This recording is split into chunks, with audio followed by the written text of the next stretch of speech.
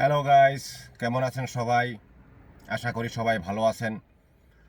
আপনারা ভালো থাকেন, এটাই আমার কামনা। যাই হোক, একজন মহান নেতার মৃত্যু। আমি তোফায়েল আহমেদ সাহেবকে উদ্দেশ্য করে বলতেছি।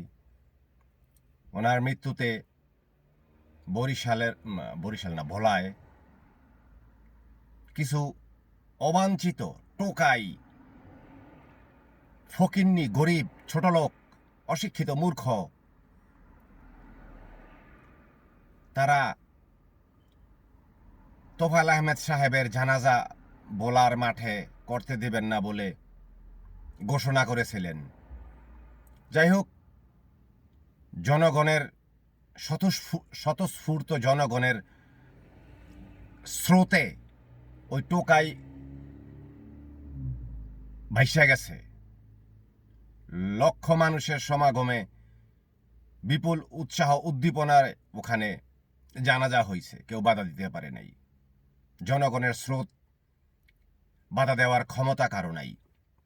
যাই হোক, সেটা মূল বিষয় না। আমার বলার মূল বিষয়টা হইল, ওই জানাজায় অনেক গণ্যমান্য লোকে উপস্থিত ছিলেন। তার মধ্যে অন্যতম ছিলেন সাবের হোসেন চৌধুরী সাহেব এবং বীর মুক্তিযোদ্ধা আব্দুল লতিফ সিদ্দিকী সাহেব।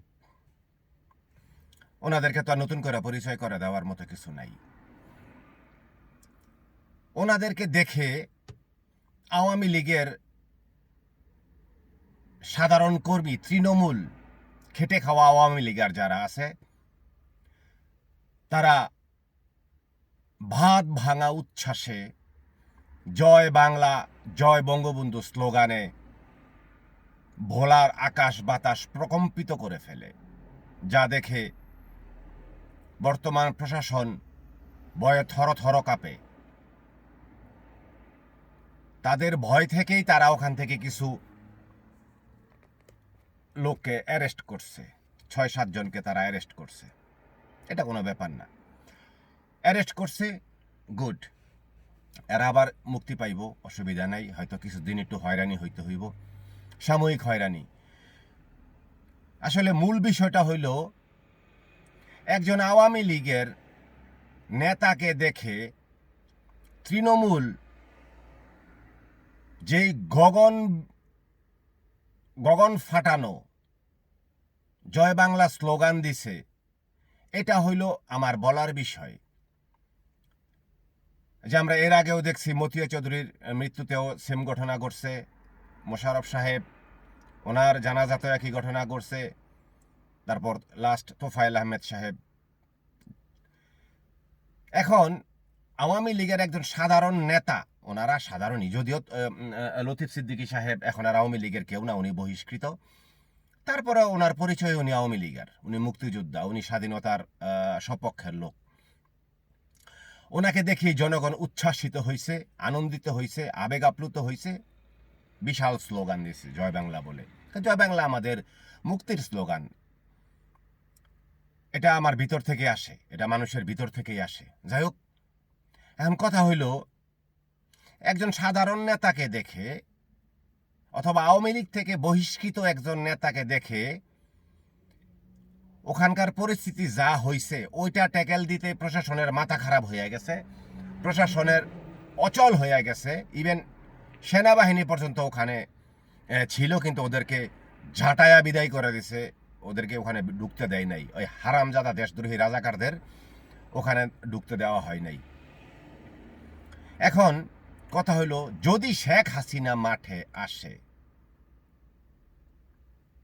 তাহলে কি করবেন? আপনাদের কোনো ধারণা আছে? আপনাদের কোনো ধারণা আছে যে শেখ হাসিনা দেশে আসলে কি ভয়ঙ্কর পরিস্থিতি হইব? এটা সহজে অনুমেয়। আপনাদের যদি সামান্যতম প্রজ্ঞাও থাকে রাজনৈতিক, তাহলে আপনারা বুঝতে পারবেন।